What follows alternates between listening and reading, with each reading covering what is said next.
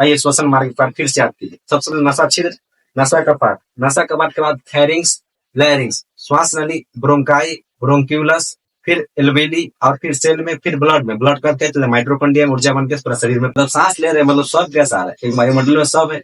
Fresh छाट किसको छाट दिया है, ऑक्सीजन अलग हो जाए, कार्बन डाइऑक्साइड अलग हो जाए, नाइट्रोजन अलग हो जाए, छाटते नहीं छाटते। एक के बाद जो हवा होता है वायु में खींच लेते, उसमें सब हमारे शरीर का अंदर चल गया, कार्बन डाइऑक्साइड भी चल गया, नाइट्रोजन भी चल गया, ऑक्सीजन भी चल गया। अब शरीर को सब चीज जरूरत नहीं है तो सही करे बाहर फेंकेगा। अब आता है टीएलसी, मतलब टोटल लंग्स कैपेसिटी, इसको टीएलसी बोलते हैं। टोटल लंग्स कैपेसिटी कितना होता है, एक बार कितना सांस घिस सकते हैं, घिस लेने सीना फूल गया कि नहीं, तो क्या हुआ, इसमें हवा भर गया, इसमें क्या हुआ, हवा भर गया, तो इसी को टीएलसी टोटल लंग्स कैपेसिटी कितना होता है, 6 लीटर। कितना होता है, 6 लीटर होता है, मतलब 6000 ml होता है बस।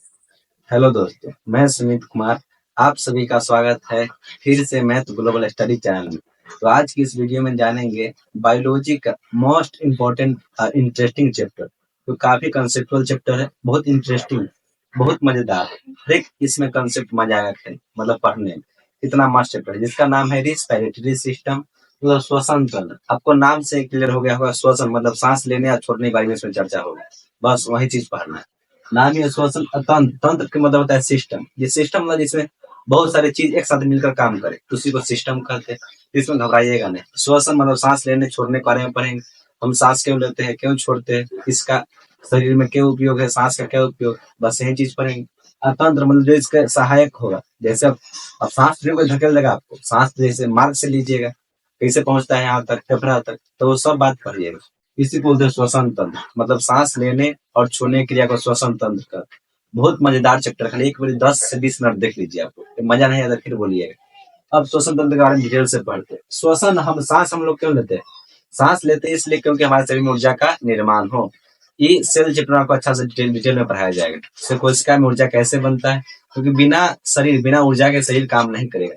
जब तक वो शरीर में ऊर्जा नहीं रहेगा तब तक शरीर कोई काम नहीं करेगा। तो हम लोग सांस क्यों लेते हैं, क्योंकि उसमें ऑक्सीजन होता है, ऑक्सीजन हमारे शरीर को चाहिए ऊर्जा बनाने के लिए। तो श्वसन क्या होता है, श्वसन में चाहिए ऑक्सीजन, और जिस चीज में ऑक्सीजन चाहिए उसको ऑक्सीजन श्वसन बोलते हैं, मतलब ऑक्सीकरण बोलते हैं। तो श्वसन क्या है, एक ऑक्सीकरण अभिक्रिया है। श्वसन क्या है, एक ऑक्सीकरण अभिक्रिया। इसमें आप लोग को दिक्कत नहीं होना चाहिए, क्योंकि श्वसन में ऑक्सीजन चाहिए, ऑक्सीजन आता है, इसलिए इसमें क्या हो गया, ऑक्सीकरण अभिक्रिया हो गया। श्वसन होने से क्या होता है, श्वसन होने से शरीर में ऊर्जा बनता है, श्वसन जाता है शरीर में ऊर्जा बनता है, और शरीर में गर्मी भी बनता है, ऊर्जा और उष्मा, ऊर्जा और उष्मा। शरीर में ताप आता है, किसी का ऊर्जा बनता है। कोई चीज अगर फ्लो होगा तो उसमें क्या होता है, उष्मा उत्पन्न, जैसे कोई चीज चल रहा है तो उसमें गर्मी, हीट उत्पन्न होगी। तो शरीर में ऊर्जा है, ऊर्जा और उष्मा दोनों बनता है श्वसन के दौरान। श्वसन एक ऑक्सीकरण क्रिया है, ऊर्जा और उष्मा का इसमें ऊर्जा और उष्मा बनता है। फिर इसमें एक चीज और आपको, जैसे श्वसन जो है, जैसे आप लोग पढ़े होंगे एनाबोलिज्म और कैटाबोलिज्म, उपापचय और अपचय। यह श्वसन एक अपचयी क्रिया है, एक अपचय, अपचय के मतलब क्या होता है, कैटाबोलिज्म, अपचयी।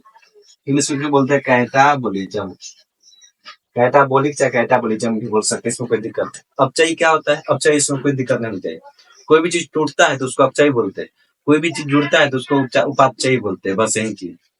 तो अपचयी क्या होते हैं, अपचयी और उपचयी होता है। तो कोई भी चीज टूटा तो उसको अपचयी बोलेंगे, कैटा मतलब टूट गया। कोई भी जुटा तो उसको क्या बोलेंगे, उपचयी। तो अपचयी इसमें क्या होता है, इसमें ऊर्जा टूटता है, इसमें क्या होता है, ऊर्जा टूटता, ऑक्सीजन टूटता है, इसलिए इसको क्या कहेंगे, अपचयी क्रिया। तो कोई पूछेगा श्वसन तंत्र क्या, एक अपचयी क्रिया। तीन चीज आप लोग क्लियर हो गया। श्वसन में ऑक्सीजन लेते हैं इसलिए इसको श्वसन कहते हैं, ऑक्सीकरण कहते हैं।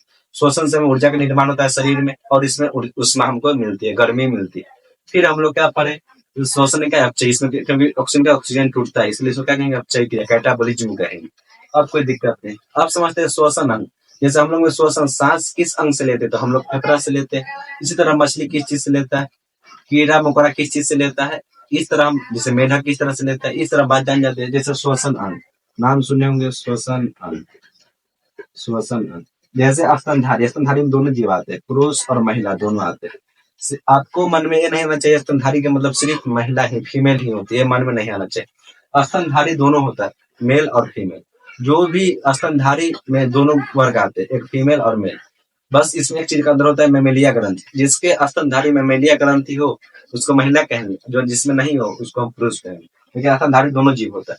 तो स्तनधारी क्या करते हैं, फेफड़े से सांस लेते हैं। क्या करते हैं, फेफड़े से सांस लेते हैं।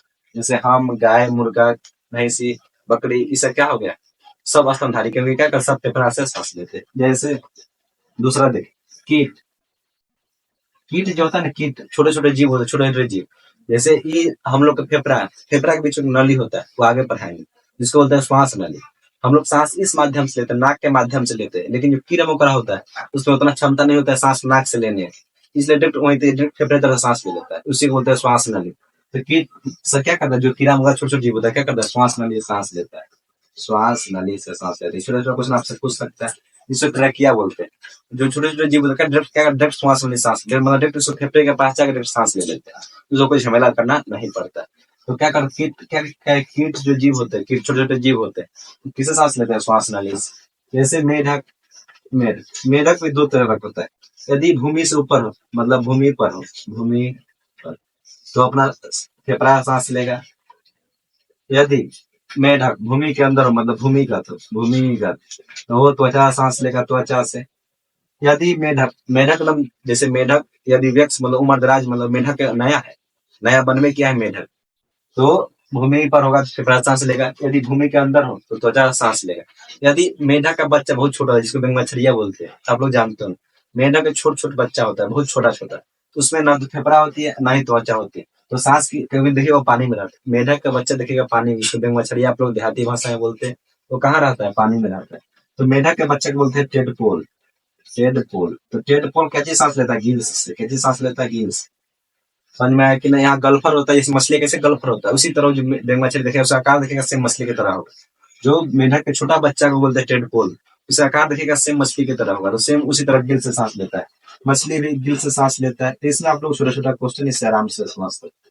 मछली भी गिल से, मतलब गिल से ही सांस लेता है, इसमें आप लोग कोई दिक्कत नहीं होनी चाहिए। मतलब मछली भी गिल से सांस लेता है।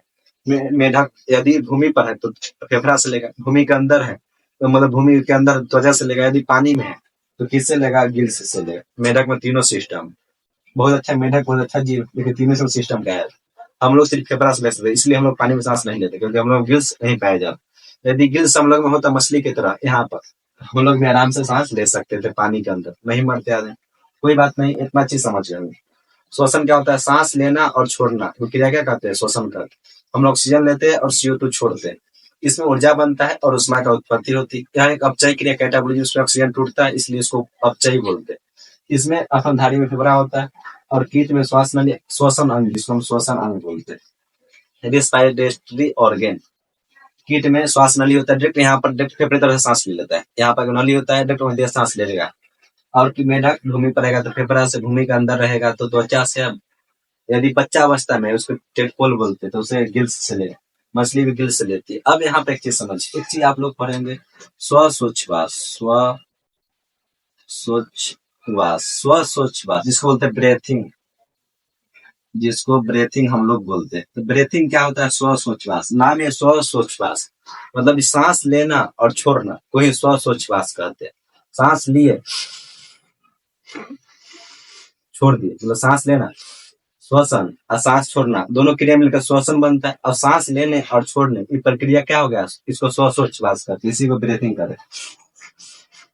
इस तरह करते हैं, इसे क्या कहते हैं, श्वासोच्छवास करते हैं। दो प्रकार का होता है, एक होता है अंदर लेना, जैसे श्वास को अंदर लिए, एक श्वास को बाहर छोड़ दिए, बाहर कर दिए, तो अंदर लेना को बोलते हैं निःश्वसन, निःश्वसन। अब बाहर छोड़ना का बोलते हैं निःश्वसन।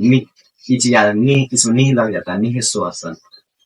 इंग्लिश इसका बहुत आसान, इंग्लिश में कोई दिक्कत नहीं, इसको बोलते हैं इंस्पायरेशन, इंस्पायरेशन। इंग्लिश में कोई झमेला इसमें नहीं, इसको बोलते हैं एक्सपायरेशन, एक्सपायरेशन। इसमें हम लोग कोई दिक्कत नहीं होना चाहिए। तो सांस, श्वासोच्छवास क्या होता है, सांस लेना छोड़ना, श्वासोच्छवास। यदि आप सांस को अंदर ले रहे हैं, इसको क्या कहेंगे, इनहाइलेशन। सांस को लेना क्या कहलाता है, इनहाइलेशन, इंस्पायरेशन, सॉरी इंस्पायरेशन। सांस को अंदर ले रहे हैं, इंस्पायरेशन। तो सांस अंदर लेना क्या कहलाता है, निःश्वासन। और सांस बाहर छोड़ दिए, सांस बाहर छोड़ दिए, क्या हो गया, एक्सपायरेशन। इंग्लिश आसान है, लेकिन हिंदी में थोड़ा दिक्कत हो सकता है। निःश्वासन, दोनों बुंदा देख लीजिए, तो क्या निःश्वासन, इंस्पायरेशन, एक्सपायरेशन, कोई दिक्कत नहीं हो। श्वासोच्छवास, सांस लेना छोड़ना क्या कहता है, श्वासोच्छवास। इसमें आप लोग कोई दिक्कत नहीं होना चाहिए। और आगे बढ़ते, जैसे वायुमंडल में आप लोग पढ़े होंगे, 8 में, 9th में, 10th में, सब में पढ़े होंगे। वायुमंडल में ऑक्सीजन, नाइट्रोजन N2 होता है, 78% होता है। और ऑक्सीजन, ऑक्सीजन कितना परसेंट होता है? 21% होता है। वही लगभग 20% के आसपास बोलिए, उसमें 20.98 बोलते हैं। और CO2 कार्बन डाइऑक्साइड कितना परसेंट होता है? 0.03%। ये लोग तो आप लोग बचपन से पढ़ते हैं। सब वायुमंडल में ऑक्सीजन 78% होता है, कार्बन डाइऑक्साइड 0.03% होता है, और ऑक्सीजन 0 मतलब 21% होता है। ये चीज तो बचपन से पढ़ते हैं, इसमें बड़ा जोड़ते हैं। मतलब सांस ले रहे हैं, मतलब सब गैस आ रहा है, एक वायुमंडल में सब है। फिर छाट किसको छाट दिया है? ऑक्सीजन अलग हो जाए, कार्बन डाइऑक्साइड अलग हो जाए, नाइट्रोजन अलग हो जाए, छाटते नहीं छाटते। एक के बाद जो हवा होता है वायु में खींच लेते, उसमें सब हमारे शरीर का अंदर चले गए। कार्बन डाइऑक्साइड भी चल गया, नाइट्रोजन भी चल गया, ऑक्सीजन भी चल गया। अब शरीर को सब चीज जरूरत नहीं है तो सही करे बाहर फेंकेगा। तो हम लोग क्या किए? निःश्वासन मतलब एक्सपायरेशन में अंदर सब चीज ले लिए, सांस लिए, जितना वायुमंडल में गैस है सब चल गया, नाइट्रोजन ऑक्सीजन जितना भी गैस है, कार्बन डाइऑक्साइड सब अंदर चले गए। तो अंदर में सब गैस उतना ले लिए। पूछेगा निःश्वासन में नाइट्रोजन कितना परसेंट? 78%। ऑक्सीजन कितना परसेंट है? 21%। कार्बन डाइऑक्साइड कितना परसेंट? 0.03%। इसमें कोई दिक्कत नहीं। अब छोड़ रहे हमको शरीर में नाइट्रोजन की कोई जरूरत है नहीं, क्योंकि हम लोग पेड़ पौधा थोड़ी ना, मिट्टी नहीं से हम लोग नाइट्रोजन की जरूरत पड़ेगा, मतलब हम लोग नाइट्रोजन की कोई जरूरत नहीं पड़ता है। तो नाइट्रोजन को जरूरत नहीं पड़ता, इसलिए जितना लिए उतना बाहर कर दी, जितना लिए उतना एक्सपायरेशन में बाहर छोड़ दी। नाइट्रोजन 78% वायुमंडल से लिया, 78% बाहर छोड़ दी। कोई दिक्कत नहीं, इसमें कोई दिक्कत नहीं होना चाहिए। पूरा पूरी 78% नाइट्रोजन बाहर हम छोड़ दी। अब बता ऑक्सीजन, ऑक्सीजन हमारे शरीर में जरूरत पड़ता है। ऑक्सीजन लिए 21%, हमारे शरीर में ऑक्सीजन की खपत होती है, तो 17% बाहर फेंकते हैं। 17%, 4% हम लोग रख लेते हैं। ऑक्सीजन लिए 21%, अब बाहर छोड़ दिए 17%। 4% हमारे शरीर में ऊर्जा बनने में ऑक्सीजन लग जाता है। अब आता है कार्बन डाइऑक्साइड। अब देखिए 17, जैसे कोई भी चीज जैसे पढ़े हम, ऊर्जा कभी खत्म नहीं होता है, तो एक रूप से दूसरे रूप में चेंज होता है। तो गैस भी एक तरह का है ऊर्जा, तो ऊर्जा कभी खत्म नहीं होता, उसको हम भले यूज करिए। 4% भले आप खपत कर दे, ऑक्सीजन को 21% लिए और 4% शरीर में यूज हो गया, मतलब 17% बच गया। तो 4% यूज हुआ, तो यूज मतलब खपत नहीं हो गया, वो एक रूप दूसरे रूप में चेंज हो जाएगा। तो चेंज किसमें होता है? Carbon dioxide. तो ऑक्सीजन 0.03% लगभग 0% लिए कार्बन डाइऑक्साइड, और 4% बढ़ा के छोड़ दी। ये दोनों बैलेंस कर देता है, मतलब कोई ऊर्जा का परिवर्तन हो गया। आइंस्टीन के नियम पढ़े होंगे, तो इसमें बस वही चीज है। जितना ऑक्सीजन लिया वो खपत नहीं होगा, भले उसको शरीर में ले लिया, लेकिन उसको दूसरे रूप में चेंज करके आपको दे देगा। तो CO2 ग्रुप में आपको चेंज करके दे दिए। तो सोच बात समझ गए। ब्रीथिंग क्या होता है? सांस लेना छोड़ना क्या कहलाता है? ब्रीथिंग कहलाता है। दो प्रकार के, अंदर लेना एक होता है, बाहर देना। यदि अंदर ले रहे उसको निःश्वसन कहेंगे, यदि बाहर छोड़ रहे तो उसको निःश्वसन बोलते हैं। इंस्पायरेशन और एक्सपायरेशन। इंस्पायरेशन में क्या करते हैं? 78% नाइट्रोजन लेते हैं, 21% ऑक्सीजन लेते हैं। जितना वायुमंडल में इतना है सब ले लेते हैं एक के बाद, जितना है सब, क्योंकि मिला हुआ है तो सब कट जाता है अंदर। कार्बन डाइऑक्साइड 0.03% ले लेते हैं। अब जब छोड़ते हैं, नाइट्रोजन शरीर में कोई जरूरत नहीं, तो डायरेक्ट बाहर फेंक देते हैं। ऑक्सीजन शरीर में जरूरत है, उसको 4% ले लिए, तो कैसे में 4% ले, 17% शरीर लिया। अब ऊर्जा तो खत्म नहीं होगा, कोई ना कोई रूप में आपको दे देगा। तो कार्बन डाइऑक्साइड रूप में 4% हमको बाहर कर दिए। इसमें दिक्कत नहीं होना चाहिए, बहुत सिंपल है, इसमें कोई दिक्कत नहीं। अब आगे बढ़, अब समझते हैं श्वसन मार्ग। श्वसन कैसे कैसे हमारे सांस, मतलब सांस जो लेते हैं वो कैसे कैसे कैसे फेफड़ा तक पहुंचता है, बस वही चीज समझते हैं। एक बार इसको स्क्रीन शॉट लीजिए, फिर आगे बढ़ते हैं। अब आगे देखिए, आगे क्या है? श्वसन मार्ग। श्वसन मार्ग बहुत सिंपल होता है, जिस रास्ते में सांस जाता है उसी को श्वसन मार्ग कहते हैं। सांस जैसे कोई चीज, आप जैसे सड़क पर चले तो मार्ग होगा कि नहीं? मार्ग फिक्स हो, इधर से जाना, इधर जाना, इधर जाना, इधर जाना। जैसे यहाँ से कहीं जा रहे हैं आप, तो मार्ग फिक्स रहता है कि नहीं? सड़क फिक्स रहता है, इधर जाना है, इधर जाना, इस तरह जाना है। उसी तरह सांस जाने का रास्ता फिक्स रहता है, उसी को श्वसन मार्ग बोलते हैं। जो सांस जिस रास्ता वाले जाता है, जिस रास्ता वाले अनुसरण करता है, उसी को हम श्वसन मार्ग बोलते हैं। जैसे हम लोग, आप लोग क्या लगता है श्वसन मार्ग क्या होना चाहिए? जैसे सांस हम नाक से लेते हैं, नाक से सांस ले ली, मतलब श्वसन मार्ग नाक होना चाहिए। अब सोचिए नाक बंद कर लेता है, मुंह से भी सांस ले लेते हैं, तो सोचिए मुंह श्वसन मार्ग होना चाहिए, नाक होना चाहिए, ना तो मुंह होना चाहिए, ना तो दोनों होना चाहिए। तो नाक से भी सांस लेते हैं और मुंह से भी सांस ले सकते हैं, तो श्वसन मार्ग दोनों होना चाहिए। ना श्वसन मार्ग नाक है ना मुंह है, बस ये कुछ याद रखिए। पूछिए आप क्या है? श्वसन मार्ग नाक भी नहीं है ना मुंह भी है। श्वसन मार्ग कहने का मतलब नहीं सीधे सांस लेते हैं, सांस ले किस चीज से रहे उसको श्वसन समझे। जिस तरह रास्ता सांस जाता है उसी को हम श्वसन मार्ग कहते हैं। तो रास्ता पर, रास्ता क्या क्या नाम है, उस रास्ता का नाम पढ़ना है। जैसे आप ये रास्ता का नाम ये है NH, नेशनल हाईवे 17 है, BS है 25, उसी तरह रास्ता का नाम क्या क्या है, बस वही चीज पढ़ना है। सांस मुंह दले भी लेते हैं और नाक दले भी लेते हैं। आइए इसका शुरुआत करते हैं। अब यहाँ देखिए, यदि सांस नाक द्वारा देखा जाए तो नाक द्वारा सबसे पहले नाक में 2 छिद्र आता है, यहाँ पर जो आपको दिखाई दे। नाक में सबसे पहले 2 छिद्र आता है, जिसको नासा छिद्र बोलते हैं। तो सबसे पहले सांस कहाँ देता है? नासा छिद्र। नाक पे देखिए यहाँ पर 2 छिद्र होगा, सबके नाक में होता है, इसमें शर्माने की कोई बात नहीं। तो सबके नाक में 2 छिद्र होता है, जिसको हम नासा छिद्र बोलते हैं। इसी में देखिएगा थोड़ा सा बाल उगा हुआ रहता है, बाल क्यों बनता है? क्योंकि यदि धूल कण पड़े तो नाक में फंस जाए, जिससे शरीर में प्रवेश न करे, जिससे हानि न हो, इसलिए क्या होता है, नाक में बाल होता है। तो सबसे पहले क्या होता है, नाक में दो छिद्र होता है, जिसको माथा छिद्र बोलते हैं। तो सबसे पहले क्या है, माथा छिद्र। उसके बाद आता है नासा कपाट। यहाँ से थोड़ा सा ऊपर जाइएगा, यदि आप उंगली को थोड़ा अंदर कीजिएगा, शर्माइएगा नहीं, क्योंकि पढ़ाई, यदि पढ़ाई में आप शर्माते बायोलॉजी में, तो आप स्टूडेंट पढ़ाने के लायक नहीं। यह सब जेनुअन चीज है, लॉजिक चीज है, बिना लॉजिक कोई चीज नहीं। आप लोग इसके लिए शर्माइएगा नहीं, सीने से वीडियो देख रहे हैं, मास्टर क्या बोल रहा है नहीं बोल रहा है, तो सब लोग को फर्क नहीं पड़ना चाहिए। सब बायोलॉजी में सब चीज जायज है, सब चीज पढ़ना चाहिए। जब तक पढ़ेगा नहीं तब तक आगे कोई चीज पर विचार नहीं कीजिएगा। तो सबसे पहले क्या आता है, नासा छिद्र, जिसमें नाक में दो छिद्र, नासा छिद्र, इसमें बाल होता है, क्या कर धूलकण को रोकता है। नासा छिद्र थोड़ा सा ऊपर जाइएगा, यदि आप उंगली को थोड़ा ऊपर करते, सब करते हैं, इसमें कोई सोचने वाला बात नहीं। ठीक है, यहाँ पर चिपचिपा रहता है हमेशा, सर्दी हो नहीं हो हमेशा चिपचिपा रहता है, हमेशा देखिएगा। आप वीडियो को करके देख लीजिए, वीडियो अभी पढ़ रहे हैं ना, करके देख लीजिए। अब देखिए नाक में रख लीजिएगा ना ऊपर उंगली, देखिए चिपचिपा टाइप के यहाँ पर है। तो चिपचिपा टाइप वो कह रहा था, उसी को बोलते हैं नशा कपाट। जो यहाँ मारिएगा कस के ना, जैसे कोई देखेगा मार देगा कस के, नाक प्राण निकल जाता है, यहाँ पर चोट लगता है। यहाँ जो हड्डी होता है कमजोर हड्डी होता है, कमजोर हड्डी को कार्टिलेज बोलते हैं। यहाँ पर हड्डी कमजोर होता है, जिसको हम कार्टिलेज बोलते हैं। तो कार्टिलेज को चोट बहुत खस के लगता है। तो नशा छिद्र, उसका नशा कपाट, सांस यहाँ गया फिर नशा कपाट, वही जो है बड़ी चोट बहुत कस लगता है। नशा छिद्र का नशा कपाट, इसमें चिपचिपा पदार्थ होता है। यदि कोई धूल हमारे जो बाल होता है, नाक नशा छिद्र में जो बाल है, यदि उससे बच गया तो नशा कपाट में जाके सड़ जाएगा, उसी को आप बकोट बकोट के निकालिएगा। ये सब कोई गलत चीज नहीं है, पढ़ना चाहिए। मजाक के लिए बोल देते हैं, हंसाने के लिए, इस पर आप लोग जाइएगा ना। तो सबसे पहले नशा छिद्र, फिर नशा कपाट। नशा कपाट, नशा छिद्र हो गया, नशा कपाट हो गया। देखिए नशा छिद्र हो गया, नशा कपाट, नशा छिद्र समझ गए, फिर नशा कपाट। नशा कपाट को आता है फेरिंग्स, फेरिंग्स बोलते हैं ग्रसनी, यहाँ पर होता है। ग्रसनी कहने का मतलब नहीं, जिस आप लोग पढ़े होंगे ग्रास नली 10th में, ग्रास नली अलग अलग चीज होता है, ग्रसनी अलग चीज होता है, इसको पहले समझ लीजिए। ग्रसनी, ग्रसनी के दो हिस्सा होता है, एक होता है ग्रास नली, एक होता है श्वास नली। ये बात आप लोग याद रखिएगा, ग्रसनी में दोनों चीज जाता है। यदि सिर्फ ग्रसनी करे तो ग्रसनी में भोजन भी जाता है और उसमें सांस भी जाता है। तो सबसे पहले गया नशा छिद्र में, फिर नशा कपाट में, फिर कहाँ जाएगा ग्रसनी। तो ग्रसनी से डिसाइड होगा कि भोजन आप कहाँ जाएगा। ग्रसनी में अपना सोचेगा ग्रसनी में क्यों जा रहा है, ग्रसनी में दोनों चीज जाता है, भोजन भी जाता है और उससे सांस भी जाता है। तो सबसे पहले नशा छिद्र में, फिर नशा कपाट में। नशा कपाट में चिपचिपा पदार्थ होते हैं, जिसको लिपिड बोलते हैं, लिपिड। तो सबसे पहले नशा छिद्र, फिर नशा कपाट, फिर कहाँ गया ग्रसनी, यहाँ पर होता है ग्रसनी। ग्रसनी में यहाँ से दो भाग में बटेगा। ग्रसनी के बाद ग्रसनी के ठीक बाद एक छोटा सा स्वर यंत्र होता है, इसको लैरिंग्स बोलते हैं, इंग्लिश में बोलते हैं लैरिंग्स। सबसे पहले नशा छिद्र, फिर नशा कपाट, फिर ग्रसनी। ग्रसनी के बाद छोटा सा देखिए यहाँ पर जब छोटा सा देखकर दिखाई देगा पतला से, यहाँ देखिए उठा हुआ है ना, इसी को बोलते हैं लैरिंग्स। तो सबसे पहले गया फेरिंग्स में, ग्रसनी इंग्लिश में बोलता है फेरिंग्स। तो सबसे पहले फेरिंग्स में, फिर लैरिंग्स में। नशा छिद्र, नशा कपाट, फिर फेरिंग्स, ग्रसनी में, फिर यहाँ पर स्वर यंत्र होता है, जिसको वोकल कॉर्ड बोलते हैं। यदि इसको चाप लीजिएगा तो आवाज आपका नहीं निकले, देखिए जहाँ पर देखिए कुछ नहीं बोल पाइए, मतलब इसको जापिएगा यदि आप लैरिंग्स को, तो आपका आवाज नहीं निकलेगा। पहले सांस गया नशा छिद्र में, नशा कपाट में, फेरिंग्स में, फिर लैरिंग्स में, छोटा सा होता है, छोटा सा, जिसको हम वोकल कॉर्ड बोलते हैं, आवाज ध्वनि यंत्र, स्वर यंत्र, जिस भी बोलिए अच्छा लगता है। इसको यदि मारिएगा तो आपका आवाज कटेगा। तो इसी को क्या बोलते हैं, लैरिंग्स बोलते हैं। सबसे पहले नशा छिद्र, नशा कपाट, फेरिंग्स, फिर लैरिंग्स। लैरिंग्स के बाद चल जाता है श्वास नली, यहाँ से चल जाता है, यहाँ से श्वास नली, यहाँ से सीधे आइएगा, उसमें दिखाई देता है नहीं, नहीं पता, यहाँ सीधे तो श्वास नली हो गया। सबसे पहले नशा छिद्र, नशा कपाट, फेरिंग्स, फिर यहाँ पर आता है लैरिंग्स, फिर श्वास नली।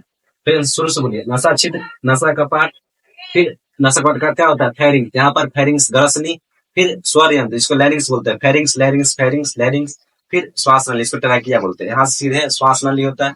श्वास नली के बाद कहा दो भाग, श्वास नली का दो भाग में बट रहा है। ये श्वास नली पर श्वास जैसे कोई पाइप है, तो उसको यदि छोड़ दिए तो देख पटक जाएगा। जैसे आप आती देखिए मोटर, मोटर पाइप में यदि पानी फ्लो हो रहा है तो देखिए नहीं पचेगा, यदि नहीं पानी उसमें फ्लो नहीं हो रहा देखिए पचक गया तो पचक जाएगा।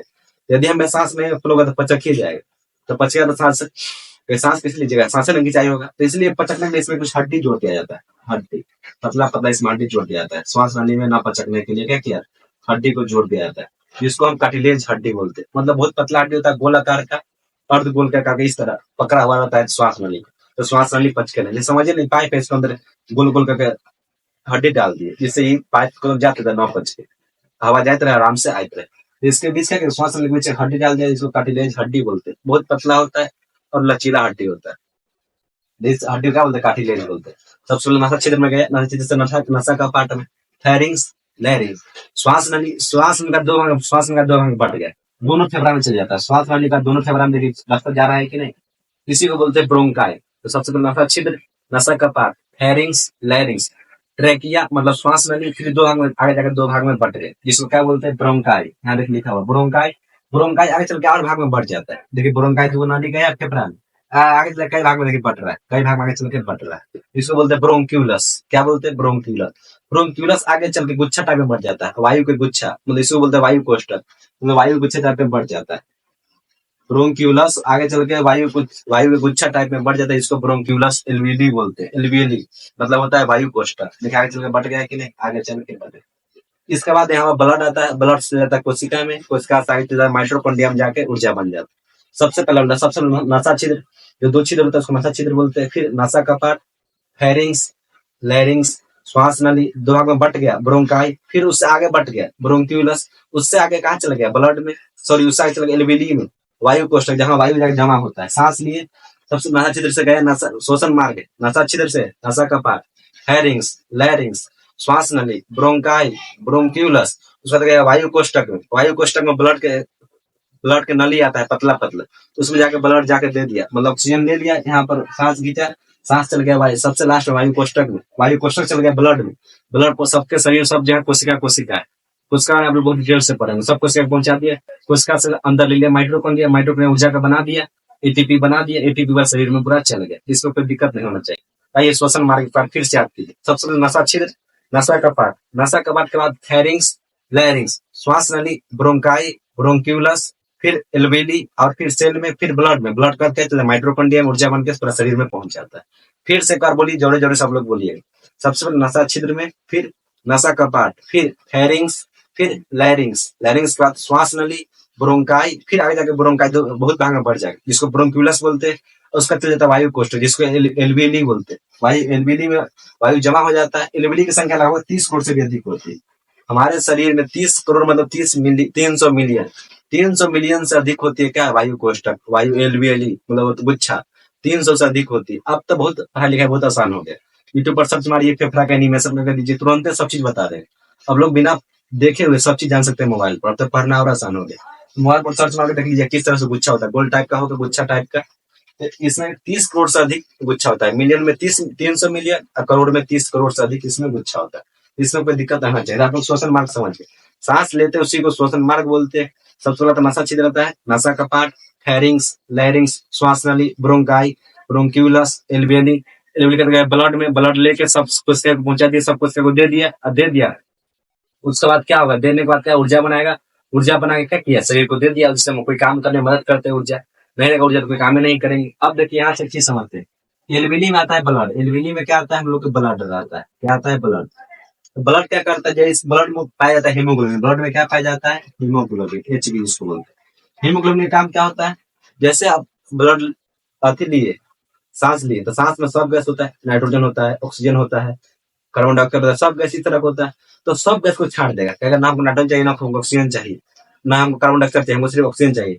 तो ब्लड में क्या उपस्थित है? हीमोग्लोबिन आएगा, सबसे इसको ले लेगा, किसको? ऑक्सीजन को सबसे ले लेगा।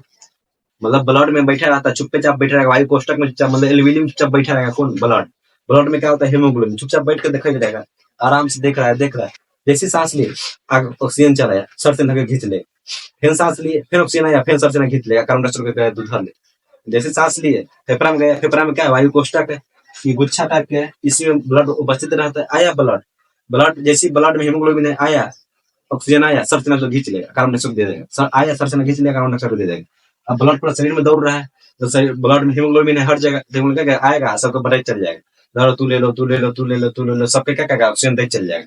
ऑक्सीजन ले लिया, सबको इसका ऊर्जा बनाया, शरीर को दे दिया। अब इसमें कोई दिक्कत नहीं होती, ये टू जेड चीज आपको बता देंगे। फेफड़ा के बारे में अगला वीडियो देखने की जरूरत नहीं पड़ेगी, इतना डिटेल से आपको बता देंगे। कंपटीशन के लिए एक भी कंपटीशन में क्वेश्चन नहीं छूटेगा, बात आप याद रखिएगा। इसमें आप लोग कोई दिक्कत नहीं हो जाए, एक बार और बोल लेते हैं। नसा छिद्र, नसा कपाट, फेरिंग्स, लैरिंग्स, ट्रेकिया, ब्रोंकाई, ब्रोंक्यूलस, एल्वियली, एल्वियली का ब्लड में चल जाता है, ब्लड का सेल में चल जाता है, सेल का कोशिका बन जाता है, कोशिका मतलब माइटोकॉन्ड्रिया, माइटोकॉन्ड्रिया ऊर्जा बन जाता है, और तीसरे डिग्री ऊर्जा का निर्माण होता है। अब कोई दिक्कत नहीं होना चाहिए। अब ये यहाँ देखिए, सांस ले लिए, तब लग रहा है कोई चीज टना रहा है, और छोड़ दिया, लगे कोई चीज नहीं खींच रहा है, तो अपने आप सांस लेने न खींच सकते ना, देख अपने आप आपको ताकत नहीं आ रहा है, समझ के हम अपने आप खींच रहे हैं, उसको खींचा कौन रहा है? तो अंदर से होता है मांसपेशी जिसको बोलते हो डायफ्राम। तो यहाँ पर एक डायफ्राम होता है, यहाँ पर सीने के ठीक नीचे क्या होता है डायफ्राम। डायफ्राम में क्या सांस को अंदर धकेलता है। जैसे रबड़ समझिए, रबड़ का आप नीचे ले जाएगा तो फिर आपको ऊपर धकेल जाएगा। जैसे रबड़ खींच लीजिए, उसको उंगली से कीजिएगा, फिर छुड़िएगा, फिर ऊपर धकेल जाएगा। तो सेम ये जो होता है डायफ्राम, ये संयोजी उत्तक के बाद उत्तक चैप्टर टिश्यू चैप्टर में आपको पढ़ाएंगे उत्तक डायफ्राम क्या होता है। तो डायफ्राम क्या किया, आपका सांस ले, डायफ्राम उठ गया, अब फिर सांस छोड़ दिए, डायफ्राम नीचे चल गया, फिर सांस ले, डायफ्राम ऊपर, फिर सांस छोड़े, डायफ्राम ऊपर। मतलब सांस को धकेलने और छोड़ने का काम कौन करता है, डायफ्राम। मान लीजिए डायफ्राम ना रहता, आप लोग मर जाइए, सांस नहीं खींच पाइएगा। तो सांस नहीं खींच पाएगा तो बचिएगा कहाँ से, ऑक्सीजन ही नहीं लीजिएगा। तो ये क्या, डायफ्राम यदि कोई मनुष्य में नहीं है तो फिर दिक्कत हो जाएगी। तो डायफ्राम काम क्या करता है, मनुष्य को सांस लेने छोड़ने में मदद क्या करता है, खींचने में छोड़ने में क्या मदद करता है। तो बहुत इंपॉर्टेंट चीज है डायफ्राम, सबसे इंपॉर्टेंट पार्ट है डायफ्राम, ये बात याद है, सबसे इंपॉर्टेंट अंग। इसको संयोजी उत्तक से बना होता है, इसमें कोई दिक्कत नहीं होना चाहिए। जैसे जो प्रेग्नेंट औरत होती है उसमें डायफ्राम में जगह नहीं रहता है, क्योंकि उसका पेट पूरा पहले से फुल रहता है, तो उसमें डायफ्राम का जगह नहीं होता है। तो डायफ्राम पूरा उसमें जगह नहीं रहता है, तो जगह नहीं तो डायफ्राम काम नहीं करता है। अब पूछेगा सांस कैसे लेती है, तो यदि डायफ्राम ना काम करे तो सांस धकेलता कौन है, लेता कौन है। तो महिला फीमेल लोग में साइड से होती है पसली, वो लोग पसली द्वारा सांस लेती है। यदि पसली टूटे तो वो लोग सांस नहीं ले पाएगी, इसलिए उसको भारी सामान उठाने से मना किया, जिससे पसली पर कोई असर ना पड़े। क्योंकि डायफ्राम काम नहीं करता, क्योंकि उसमें जगह ही नहीं बचा हुआ पेट में। डायफ्राम कहाँ सुकड़ेगा, चाहे फैलेगा, कहाँ सुकड़ेगा फैलेगा, तो जगह नहीं रहता, इसलिए साइड से उसमें क्या होती है, पसली मदद करती है।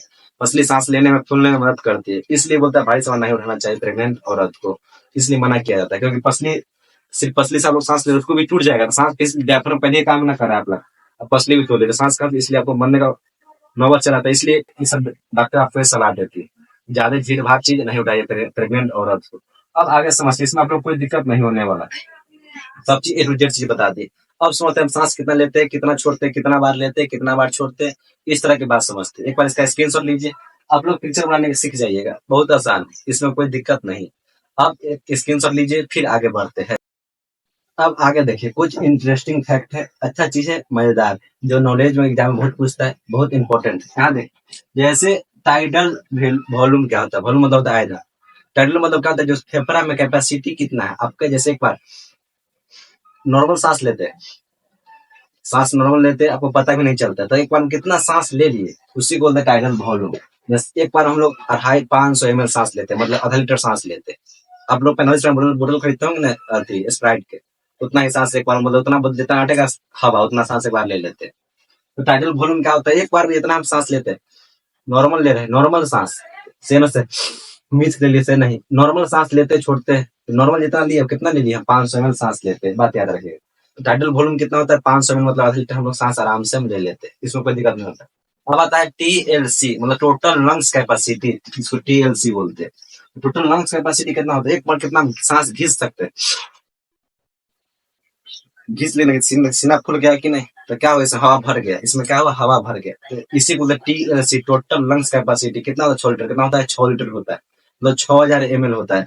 बस इसी दो चीज आपको समझना आता है। सिंपल सांस ले रहे हैं, छोड़ रहे हैं, तो कितना ले रहे हैं, कितना छोड़ रहे हैं, तो 500 ml ले रहे हैं, 500 ml छोड़ रहे हैं, तो ml समझते होंगे, आधा लीटर के आसपास, आधा लीटर हो गया।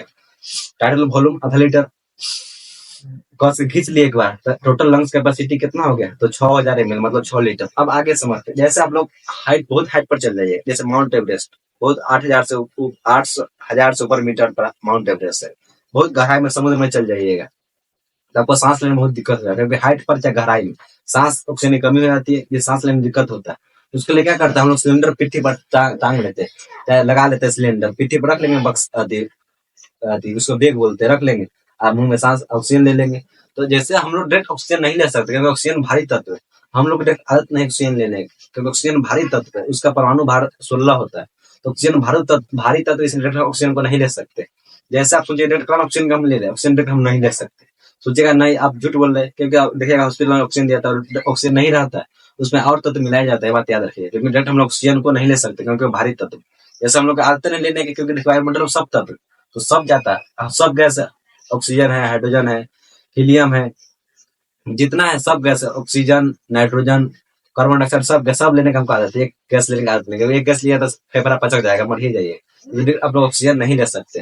तो हम लोग जैसे ऑक्सीजन सिलेंडर लेते, जैसे पेटे पर टांगते हैं ऑक्सीजन सिलेंडर, उसमें कौन गैस भरा, जैसे आप हाइट पर जा रहे हैं, पर्वत पर जा रहे हैं, तो ऑक्सीजन के साथ नाइट्रोजन मिलाइएगा, ऑक्सीजन गैस कम किया, नाइट्रोजन मिलाइएगा। हाइट पर यदि पर्वत पर चढ़ रहे हैं तब उस सिलेंडर में कौन गैस रहता है? ऑक्सीजन और नाइट्रोजन रहता है। यदि आप समुद्र में नॉर्मल गहराई पर गए हो, ज्यादा गहराई पर नहीं, सिंपल ज्यादा अंदर गए हुए, तो क्या ऑक्सीजन के साथ नाइट्रोजन मिलाइएगा। यदि आप बहुत गहराई है, मतलब 300 फीट से नीचे चल गए, मतलब 300 फीट से बहुत नीचे गहराई पर चल गए, तो ऑक्सीजन के साथ हीलियम मिलाइएगा। ये बात याद रखिएगा। मतलब पर्वत पर गए तो ऑक्सीजन के साथ नाइट्रोजन गैस मिला के चलेंगे सिलेंडर में। फिर यदि आप समुद्र के गहराई, नॉर्मल गहराई में जा रहे हैं, तो आप उसमें क्या मिलाइएगा? ऑक्सीजन के साथ नाइट्रोजन मिलाइएगा। यदि आप बहुत गहराई के समुद्र में चल गए तो ऑक्सीजन के साथ हीलियम गैस मिलाइएगा। ये बात आप लोग देख लीजिए, इसमें कोई दिक्कत नहीं होना चाहिए। अब यहाँ पर आईसीयू, जैसे देखिए कोई मरीज बहुत ज्यादा उसका सीरियस कंडीशन में, बहुत ज्यादा सीरियस कंडीशन में, या तो उसका ऑपरेशन हुआ होगा, ऑपरेशन के तुरंत 1 दिन 2 दिन बाद बहुत सीरियस कंडीशन रहता है, चाहे कोई बहुत ज्यादा तबीयत खराब हो जाए, किसी का हार्ट अटैक चले तो बहुत सीरियस कंडीशन होता है, तो उसमें क्या कहते हैं? उसका आईसीयू में लटाया जाता है। नाम सुने होंगे, हर व्यक्ति डॉक्टर से परिचित है, हर घर के व्यक्ति क्या डॉक्टर से परिचित है, सब चीज जानता है आईसीयू क्या होता है।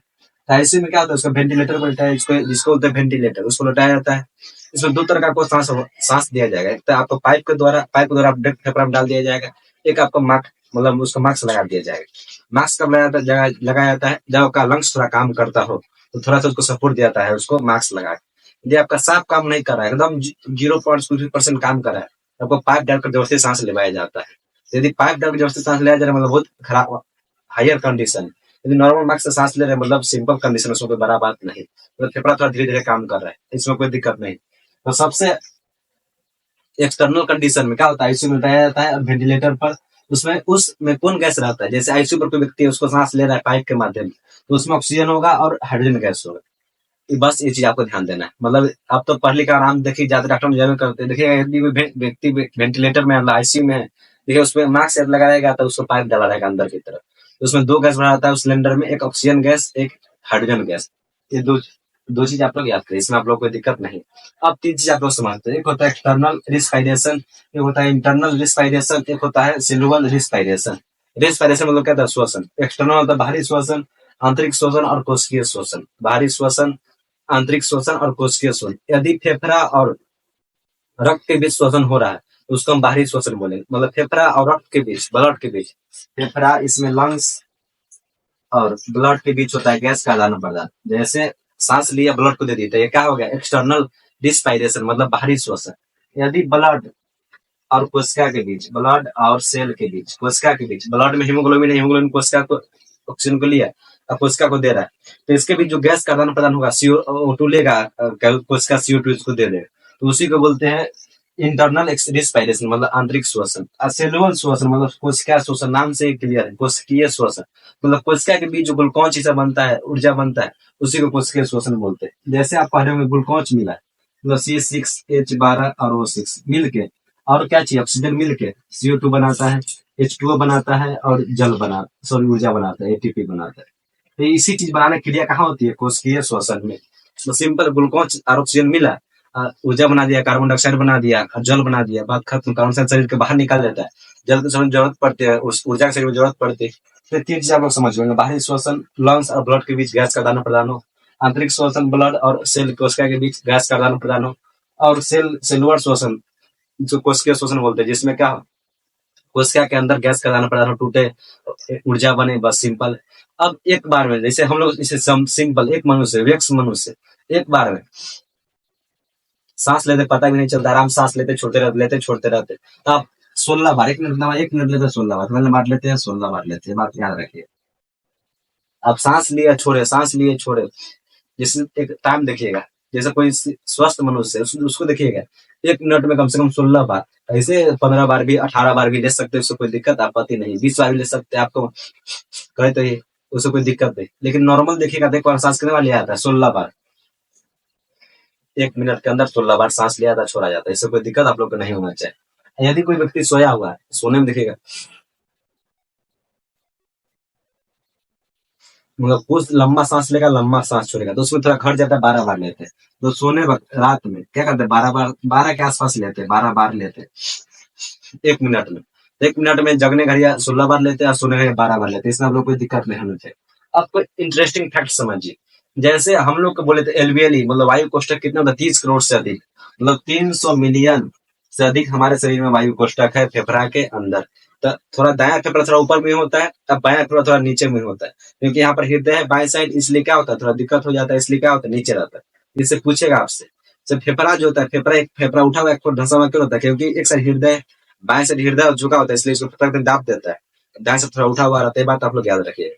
और फिर एक चीज और आप लोग को नहीं बताया था पीछे, इसमें फेफड़ा का जो बाहरी झिल्ली था, फेफड़ा का जो बाहरी झिल्ली होता है फेफड़ा का, वो सब नहीं बताया। फेफड़ा के बाहरी झिल्ला को बोलते हैं प्लूरा मेम्ब्रेन, ये चीज आप ले, उसमें नहीं बताया। फेफड़ा के बाहरी झिल्ली को क्या बोलते हैं, प्लूरा मेम्ब्रेन। जैसे कोशिका के बाहरी झिल्ली कोशिका झिल्ली बोलते हैं कि नहीं, उसी तरह फेफड़ा की जो बाहरी झिल्ली होती है उसके ऊपर जो रहता है, उसी को बोलते हैं प्लूरा मेम्ब्रेन। इसमें कोई दिक्कत नहीं, हर एक चीज आपको बता दी। और जैसे बता दिए, जैसे फेफड़ा में वायु कोष्ठक कितने होते हैं, एल्वेली कितने होते हैं, 30 करोड़ से अधिक होते हैं। फेफड़ा में एक चीज और जानिए, जैसे फेफड़ा का सतह कितना होता है, फेफड़ा में फेफड़ा का क्षेत्रफल कितना होता है, फेफड़ा का सरफेस एरिया कितना होता है। तो फेफड़ा का सरफेस रहता है एक टर्निस, मतलब जो बैडमिंटन होता है, जैसे आप देखते होंगे ना बैडमिंटन खेलने वाला, इस तरह बैडमिंटन खेलने वाला, जितना उसका क्षेत्रफल होता है उतना ही क्या फेफड़ा का हमका क्षेत्रफल होता है। लेकिन टेनिस बैडमिंटन की तरह कितना होता है, उतना हमारा क्षेत्रफल होता है। इसमें अब फेफड़ा का क्षेत्रफल होता है, इसमें कोई दिक्कत नहीं होता है। टाइटल वॉल्यूम 500 होता है और टोटल लंग्स कैपेसिटी 6000 ml होता है। पर्वत पर्वत पर जाते हैं तो ऑक्सीजन और नाइट्रोजन मिलाते हैं, समुद्र जाते हैं तो ऑक्सीजन नाइट्रोजन मिलाते हैं, बहुत गहराई पर जाते हैं तो ऑक्सीजन और हीलियम गैस मिलाते हैं। यदि आप वेंटिलेटर पर हो तो ऑक्सीजन और उसमें हाइड्रोजन गैस मिलाते हैं, कोई दिक्कत नहीं, हर एक चीज बता दी। अब समझते कुछ बीमारी के बारे में, उसका हमारा लंग्स चैप्टर कंप्लीट हो जाएगा। बीमारी पढ़ाना जरूर नहीं था, लेकिन तब पर ही पढ़ा दी, फिर भी एक वीडियो आपको सब चीज मिल जाए। अब आते हैं बीमारी के, एक बार इसका स्क्रीनशॉट अच्छा से आप लोग ले लीजिए। अब 2 मिनट यहाँ देख लीजिए, उसका टॉपिक मेरा कंप्लीट हो जाएगा। फेफड़ा क्या होता है 2 मिनट के अंदर कंप्लीट हो जाएगा, सिर्फ बीमारी बच के।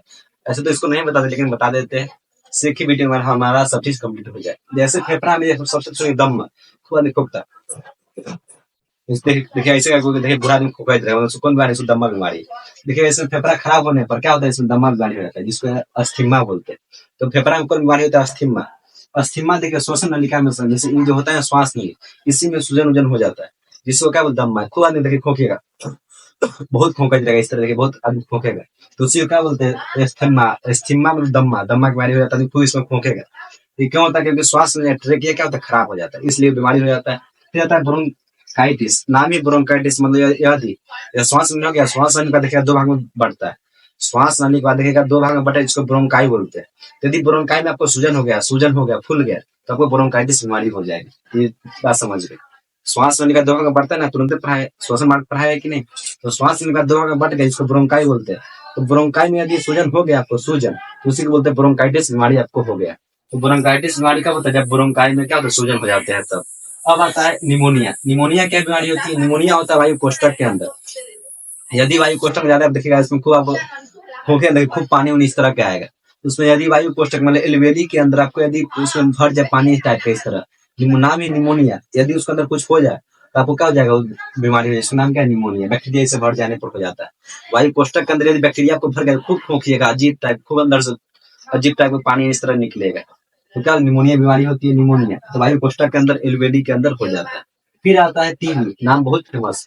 टीबी बीमारी बहुत सुनते होंगे, 10% 1% जरूर, टीबी तो बहुत फेमस है बीमारी।